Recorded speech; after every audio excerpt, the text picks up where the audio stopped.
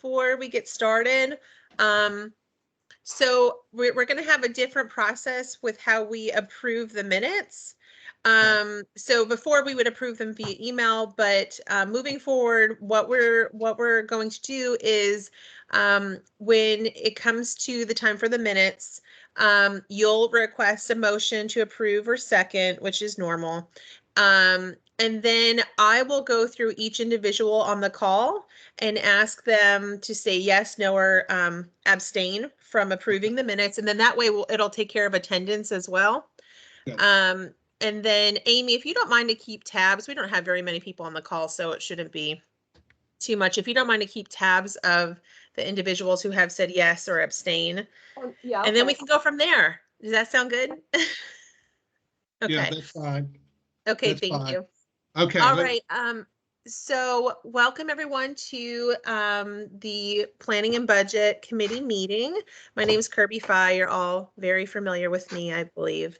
We're holding this meeting virtually per the Open Meetings Act in order to keep everyone safe, especially during this new variant that's going around that's highly contagious. So we're keeping things virtual. With that being said, the meeting is being recorded and will be posted to the department website within the next day or two. Please keep your phones and or computers muted if you're not presenting, just to prevent any feedback from coming through. And if you don't mind to state your name when presenting or asking a question, is helpful when capturing the minutes. I'm going to hand it over to you now, Ben, to proceed with the minutes, and then like we discussed, I'll kind of go through attendance when I request everyone's vote, okay? Okay, that's fine. Although I could identify who all the attendees are real quick too, if that's appropriate. Sure. Okay, so on the call from the department, we have Kirby, Avis, Amy Holland, and Kurt Hippel. And Planning Council representatives, we have Gail Lodato, Albert Richardson, Paul Fuchkar, Jeff Flayden, Angie Thompson, Shara Biggs, and Ben Harrington. Okay. So let's proceed with our agenda. We have the December minutes that were sent out previously with the agenda. Okay, hope folks have had an opportunity to read them, and I'll entertain a motion to approve. Mr. Chairman, I think these may have been the finest minutes I've ever written, and I wholeheartedly ask for their approval as presented. So that's a first by Paul Fuchkar. Is there a second? Hey, this is Shara. I'll second. Second by Shara Biggs. Okay, Kirby, we're going to call the question and let you do the round robin thing and ask people for their yay or nay. Go ahead and take over and call the question. Okay, just reminder, state employees, department staff, you must abstain from voting. So Kirby Fye, abstain. Albert Richardson, yes, no, or abstain. Yes. Amy Holland, abstain. Avis Easley, abstain. Ben Harrington. Yes. Gail Lodato. Yes. Jeff Flayden. Abstain. I wasn't there. Kurt Hippel, abstain. Paul Fuchkar, I know you're enthusiastic about this. Yes. Shara Biggs. Yes. Angie Thompson. Abstain. I wasn't there. Tim Perry. Abstain, I wasn't there. Okay, and what's the total, Amy? We have 5 yeses and we have 2 abstain. Correct. All right. Thank you, folks. The approval of the minutes passes. Appreciate you. All right, Kirby, are you going to do the Governor Lee's recap of the budget proposal, or someone else?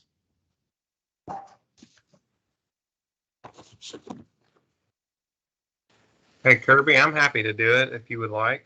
Sounds great. I was getting ready to pull up the email from Commissioner Williams, so you go for it. Would you like us to share, Kurt, or do you want to share, or do you want to just go through it? We can share if you'd like. Share the email on the screen. The screen with the email, would you like, or it's up to you? Let's do that, and then I'll walk through that email. Okay, Kirby or Amy, would you share, please? Thank you. So on the 1st of February, the day after the State of the State, Commissioner Williams sent this email, and it should have made it to statewide council and regional chair and vice chair email inboxes. But this is basically an overview of our budget, that is in the governor's FY23 proposed budget. So the big thing here is approximately $28.2 million in budget increases for the department, which is amazing.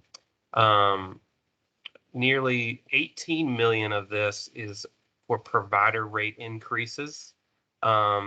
A lot of these things were items that were included in our budget requests that happened back in November and have been modified in some way or the other. As you'll probably remember, we had originally asked for around $36 million. However, we're very thankful that the governor has included $18 million in the for a provider rate increase in this year's budget. Another item that was in our request was $6 million substance abuse clinical treatment expansion. I believe that was the same amount that we requested. $1 million for additional addiction recovery program dollars. That was another thing that was moved right from our request into this proposed budget. No change there in the amount. $900,000 for the Creating Jobs initiative. As you can see there on the screen, this is going to be something that we can draw down federal dollars on as well, and provide some IPS services to individuals. Again, I think that's the same amount that we requested back in November. A new item that was added, $550,000 for the Morgan County Residential Recovery Court, which is, as you know, I think it was the first residential recovery court in the country that was founded while Commissioner Varney was commissioner, and has just thrived since then under leadership of Commissioner Williams. So there's that. $520,700. These are for 9 full-time positions to provide IT support for the department. We did a analysis across other state agencies and the IT support they had, and as y'all probably know, we were lean and mean, and this will continue to make us lean and mean, but it will right size the workforce for that for those IT support services, as those have become more and more important. That was something that was in our budget request in November and was pulled over as is. The next item, 1 million, 1.2 basically $1 million. As y'all recall, who can forget every weekend when you're watching football, Jamie Foxx or FanDuel or DraftKings or somebody is telling you to place a bet. Tennessee legalized sports gaming or sports gambling, online sports gambling a couple of years ago. As part of that bill that authorized that, Department of Mental Health and Substance Abuse Services gets a fraction of that revenue. And my understanding is that this 1.2 represents the money that has accrued and is going to be added to our budget from that fund. Moccasin Bend rebuild. All you Chattanooga, Hamilton County folks, East, like Region 1, 2, 3. This is exciting news. There's a pool of funding that was set aside by the Department of Finance to cover the cost of building a new psychiatric hospital in Hamilton County, as well as other large projects. I think other projects that are included in that pool, don't quote me, but I think maybe Wilder Youth Institute. My dad used to work there, and maybe some other buildings. And then you see this note down here at the bottom, I think is important. As you may know, we received a proposal from Chattanooga Mayor Tim Kelly and his team who were interested in partnering to build a new hospital that's best positioned to continue to deliver legendary care while making the best use of the current Moccasin Bend property. So stay tuned for news about the Moccasin Bend rebuild. We're excited that there is some funding in the budget for that. So that's what's included in the proposed budget. There, of course, were some items that we asked for that were not included. We're still very thankful for what was included.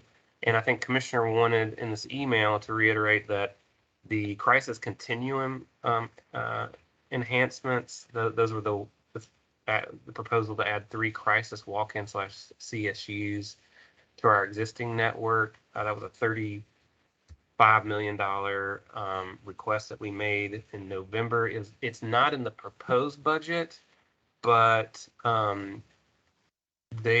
she and the governor's office are working with the members of the Fiscal Stimulus Accountability Group, which is the group that is making decisions on how to spend the ARPA money that we've gotten in federal COVID relief funds. So we're hopeful, I think very hopeful that will get funded using those funds. And then also hopeful that the $6.3 million for expanding the Project Rural Recovery program will be funded using those dollars. We don't have final word on that, but we're hopeful. I think that only leaves, and it's probably the elephant in the room because we spent, along with a lot of people on this call and several stakeholders around the state, a lot of time and energy and thought on the Workforce Development Work Group report. And Commissioner did make that request for that initiative in November. That was not included in the budget. Wanted to make sure everyone was aware of that. You're talking, Kurt, you're talking the 10 million pipeline part of that. Correct. That's the 10 million. What was noted in our request is the 10 million workforce development initiative is not in the proposed budget. However, to put a little bit of a silver lining on that, we do think that the COLA, the rate increase will hopefully help our providers with retention of staff and maybe improvement. So that's the report. The only thing I was going to mention was at the bottom of that email. It stated our budget hearings will be in the House Finance Ways and Means Committee on February 14th at 10:30, and we'll be in the Senate making our budget, having our budget hearing in front of the Senate Health and Welfare Committee on February 16th at 1 p.m. So not next week, but the week after that will be a big week for the budget. And those can be watched online, or you can come down to Nashville and maybe we get to see you. You said House Ways and Means Committee and Senate Health? Yes, the Senate does it a little differently. They have the subject matter committee for the departments do the budget hearing. So we go to health and welfare for our budget hearing, and then they will make a recommendation to the Senate Finance Ways and Means Committee. Like most of the time, we don't have to make a second presentation. There have been times in the past where a department has been asked to answer some questions about specific things in their budget in Senate Finance. But at this point, we only anticipate having to speak at Senate Health and Welfare. Yeah, good. Any questions from attendees on the call today regarding any pieces of the budget improvements? Well, I have one. This is Paul Futchkar, Mr. Hippel. I had to take a quick phone call. You may have talked about this, but there was in Commissioner Williams' presentation to the governor, there was a little over 25 million for crisis continuum expansion. And I know that didn't make it, but I think I heard somewhere that the 6 million for substance abuse clinical treatment was to help fund the new beds that came in. And the 6 million is still there. I guess the statement is, I know that CADIS, along with most other substance abuse providers, could certainly fund more beds. But secondly, is you have any idea how that money would be utilized?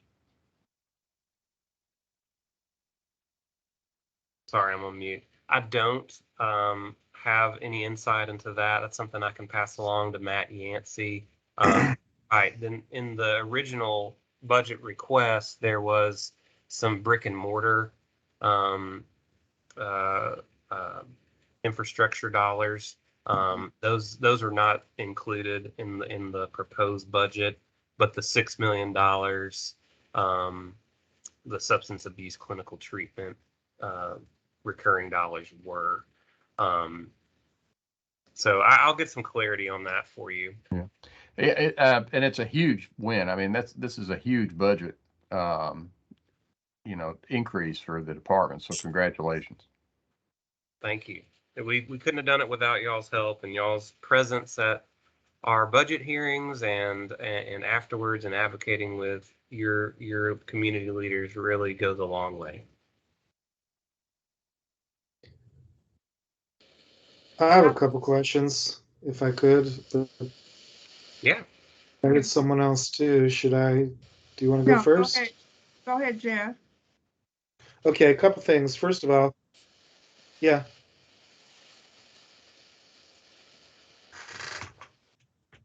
Go ahead, Okay, Jeff. I should go ahead? Yeah, Yes? go ahead. Yes, Yes. Jeff. Yes. Okay. Go for it. Couple things. First of all, tremendous budget, another year of increased investment in mental health and behavioral health care. I salute the department and everybody that worked on this. There's also an opportunity or two maybe. So let me first ask this. I believe opiate money should be coming in the next year. Does that flow into this budget, or is that just allocated as it comes? Are you talking about the opioid abatement trust Yeah. fund? I am, yeah.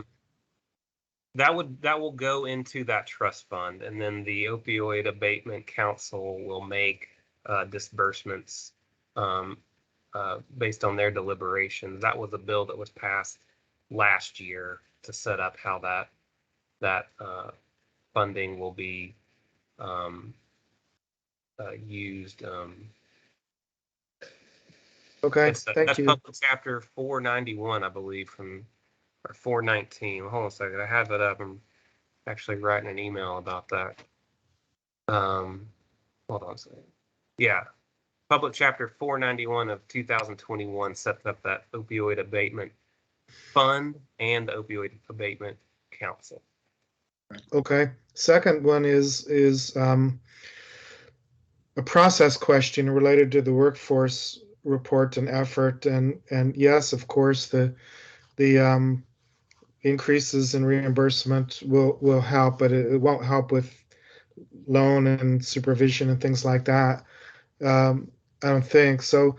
Does this automatically stay high on the list through needs assessment, or do we start every year with needs assessment? So I'm wondering about next year's budget and does that kind of stay if it's not funded, or does it have to rise up again and needs assessment to be considered?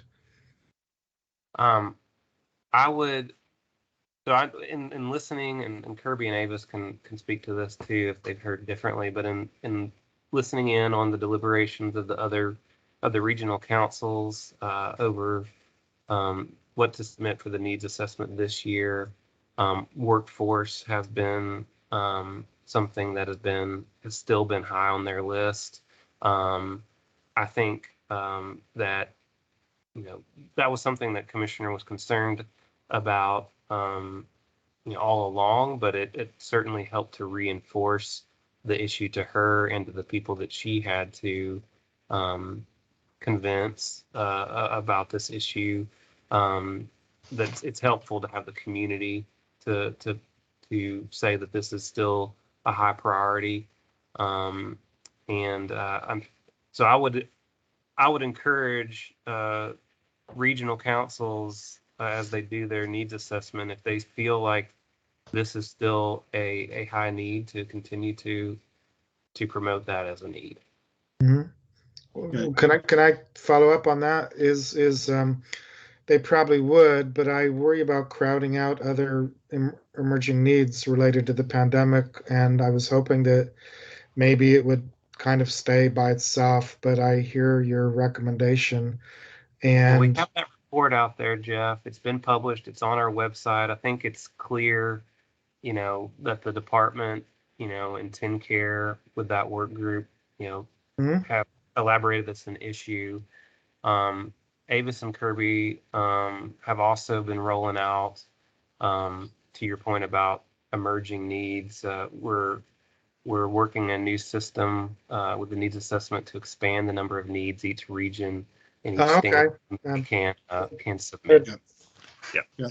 So just to tag on to that, with what Kurt said, it has been expanded to 6. So each region has an opportunity to submit up to 6. I can tell you from the recent meetings that we have had, both the committees and the region meetings thus far that we've had in the first quarter have talked about this, and some of them are including workforce development again on their needs assessment. Excellent. Maybe with a slight twist or some added information, so I can tell you that is occurring. So that may help to answer your question a little bit more. Thank you very much. And I also just wanted to let everybody know, if you hadn't looked at the chat, as Kurt was talking about the budget, I did include in there the upcoming hearing information if you wanted to listen in on that. Thank you, Abel. That's helpful. So, Jeff, just to wrap up where Kurt and Avis were, and also circle you back, I think that the commissioner was of the opinion that, of course, this was a huge step in the right direction with the adjustments to contracts. I think that there's been some similar adjustments on the TennCare side for reimbursements in the budget too. However, those are the immediate steps, right? And the commissioners didn't get everything they asked for in terms of rate adjustments in this budget. And the long range piece of this whole proposal, workforce proposal, was really all those pipeline issues, the scholarship fund, the portal, all those right. 3 buckets. And those are still important to keep citing so that we don't let folks get away from the fact that this was a very well thought out recommendation by the department as well as TennCare as to what the strategy should be. So absolutely, my best advice is put it on your needs assessment and let them not get away from what we need. Okay. So other questions anyone have? Angie, Shara, Gail?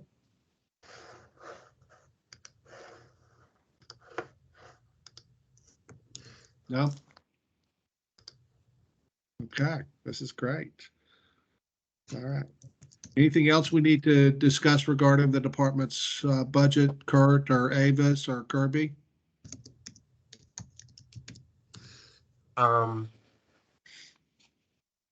No, I think that y'all all know y'all are pros on this, that, we support the governor's budget, and we're excited about it.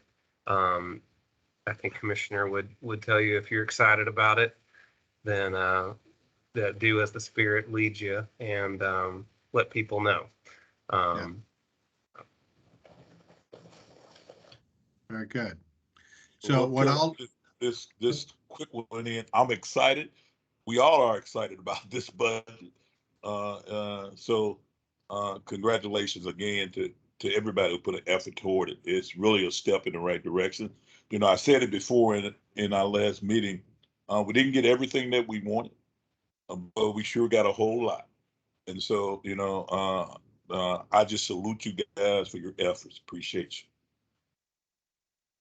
Well stated, Albert. What I'd like to do is remind the committee members really of the internal processes now with regards to the budget. Now that the budget was presented to the governor, and then the governor has released what's in his budget. Now it's kind of hands-off time. The department staff really can't talk about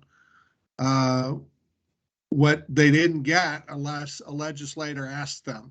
And so, the department staff is expected to support the governor's budget, of course. And so if anyone's got any concern about something that was left out of the budget, you need to do the circle around part to go to your legislator to talk to them to see about adding anything behind the budget. The department staff are not able to have that conversation. Not able to have it unless a legislator actually asks them, well, what would you do with $10 million if we were able to give it to you for the workforce? Then they could respond, well, we proposed doing this before, but they're. Yeah, I've been in that position before. It's not a fun question to get, but it absolutely we can refer back to the proposal that was made, the request that was made, but at the end of the day, we have to end that with, but we support the governor's budget as proposed. So, and then the inside baseball of this is he's proposed a budget. There will be an administrative amendment if revenue goes up or revenue goes down. There might be things added or taken away. So that, there's still deliberations that are going on administrative wise, and then like as Ben said, the legislature will they'll trim here, they'll add there, and then there's the behind the budget process. So lots of twists and turns left in the budget process. Right. It's how we make sausage at the legislature, right? Yeah. Okay. So it's now 11:30 your time. If you're in Nashville, 12:30 our time. Is there a time and date anyone wants to suggest we meet again? Well, I want to say one other thing here, if I could, that it's not about your budget, but the ARPA budget. I'm also particularly thankful that the crisis centers are still in there with that dollar amount, and so that's really great. And I assume as advocates that we just need to wait and see, and we have budget hearings for your budget, but I don't even know if the ARPA is public or not. So is there anything other than watch and wait that you're able to recommend, or maybe we should just watch and wait?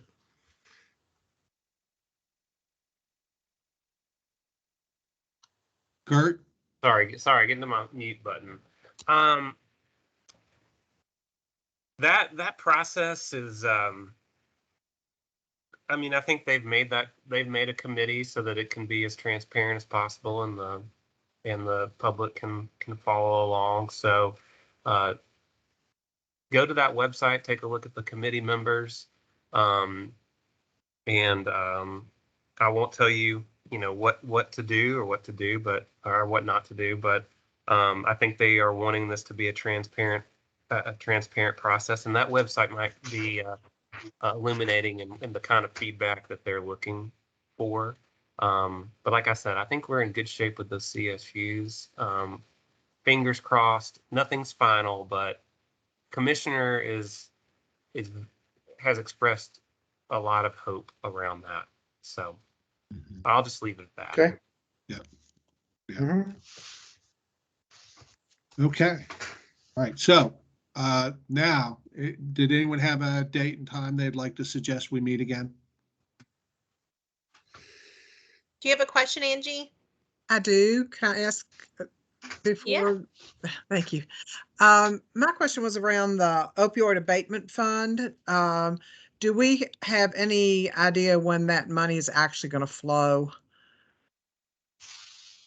We don't, because the appointments to the council who make disbursements have not been completed. The governor has 4 appointments. I believe the speakers of each house have 4 appointments, and then there are 3 appointments split between the municipal league and the counties. So the council has not been formed yet. And without the council being formed yet, they obviously can't make disbursement decisions. Very good. Thank you. Yeah. Kurt, with regards to the opioid abatement fund, is the department involved there in having conversations with the various counties with regards to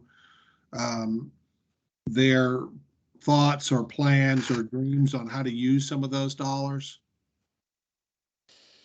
Yeah, so one of the things that's neat about, and I think this is on point to your question, that's neat about the way that the opioid abatement fund and council bill was drawn up is that in the actual bill, it says that the council will annually hear a presentation from the department about the needs assessment that was collected through the regional councils and the statewide committees. Also, so that's good. I think they would get a flavor that way. The department is, commissioner or her designee will be an ex officio member of the council. And also, the bill was set up, as I mentioned before, with the municipals and the counties having representation. That I think the idea was that they would be, along with the other members, but they would really be the conduits for what the counties and what the municipalities needed as far as opioid abatement services. Okay. Ben, this is Avis. Looking back at the minutes from the last meeting, it was decided that, or suggested that we meet again February and May, which we're meeting in February, and meeting in May to discuss the February reports and the needs assessment. Are you still good with that time frame and month? Yes. Okay, great. Yep. So is a Friday in May going to be appropriate for folks?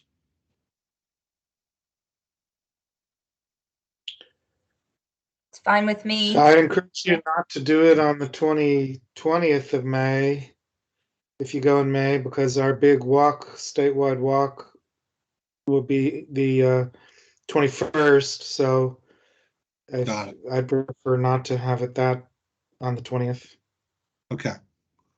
Well, Jeff, I really appreciate you giving us a heads up on that, because we could have easily landed there and then had to turn around and cancel it to be courteous. So thank you. Meet, you can meet without me, but just if there's an opportunity, I'd like.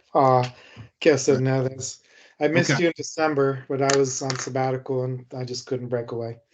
You were taking pictures of seagulls and stuff. So we will, Kirby will get with me and we'll figure out the date and we'll send it out soon so that you have plenty of time to have it on your calendar. But look for again on a Friday in May, but not May 20th. Okay. Thank you all. All right. So to recap for you, Avis and Kirby, council members on the call, Tim Perry, Albert Richardson, Shara Biggs, Gail Lodato, Paul Fuchcar, Jeff Layden, Angie Thompson, and Ben Harrington.